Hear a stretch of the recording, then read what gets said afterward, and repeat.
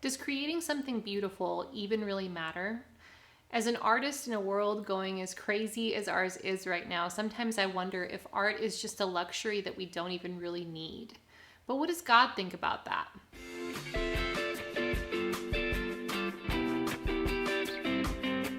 Welcome to Celebration State, where we help Christian creatives to grow in their creativity and in their love for God as well.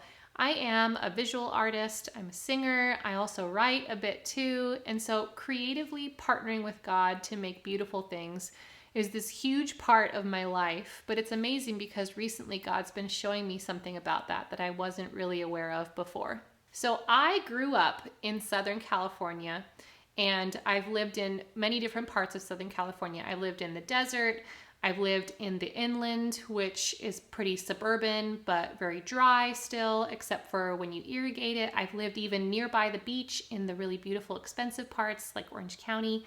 And except for those really expensive parts and maybe the mountains, which are kind of far away from everything if you're in Southern California, it's not very beautiful. And people do a lot of things to dress it up and make it beautiful. If you like cityscapes, it can be great.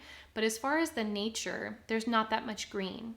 And I remember just trying to still choose joy, choose thankfulness in these environments. I remember when we felt like God was calling us to live in the desert.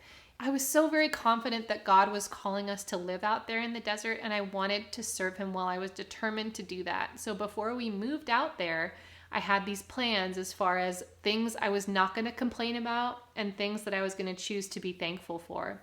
And one of the things I chose to not complain about was just how very hot it gets there.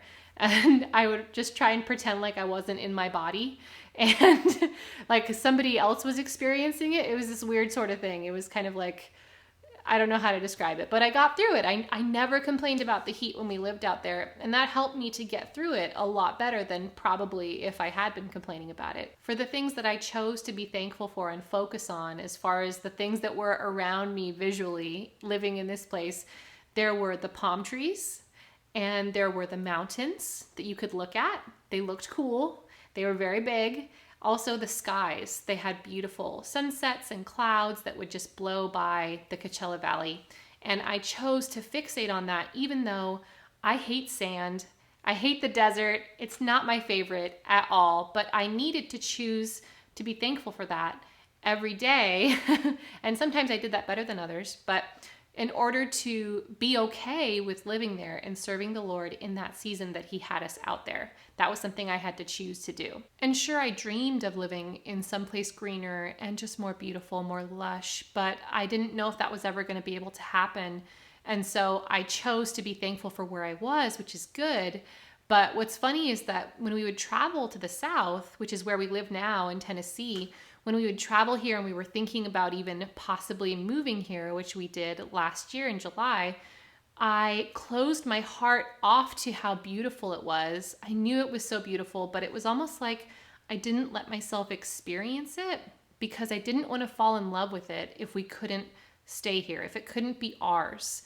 I was just afraid of getting hurt by the separation of that, if that makes sense, afraid of getting hurt by not living in such a beautiful place, that I chose to kind of steal myself off from that and try to protect myself from this future hurt that I was anticipating. So we did eventually feel a call to come and live out here. But what's really interesting is that being closed off from how beautiful it was something that actually stayed. It continued for a while until actually just recently with our time here. And so it's almost like even though we've been living here for these many months now, here it is April already, that I'm really getting to experience it almost like it's for the first time, what it's like to live surrounded by so much beauty. Because Tennessee's default is lush and green and so much wildlife.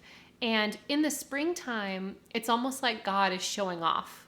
What it feels like is like this refreshing when I experience it. When I look out and I see the green trees, I see the flowers, I'm reminded, wow, God, you did that, and you did it so well. There's like this peace that comes over me when I see it, and it makes me want to sit outside and appreciate it. It makes me want to thank God for how good he is.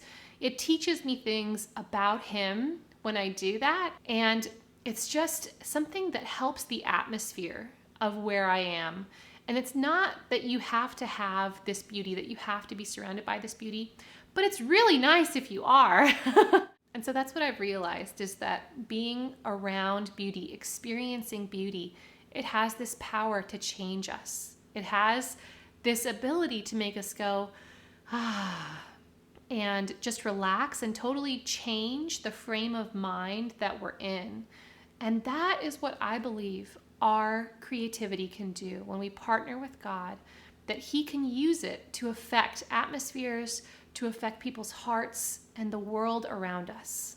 One thing I ask of the Lord, this is what I seek, that I may dwell in the house of the Lord all the days of my life, to gaze upon the beauty of the Lord and to seek Him in His temple. For in the day of trouble, He will keep me safe in His dwelling. He will hide me in the shelter of His tabernacle and set me high upon the rock. Then my head will be exalted above the enemies who surround me. At His tabernacle will I sacrifice with shouts of joy.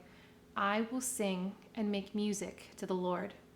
So I'm not trying to confuse the beauty of God's creation with God's beauty Himself. But what I am saying is that God is beautiful and He makes beautiful things.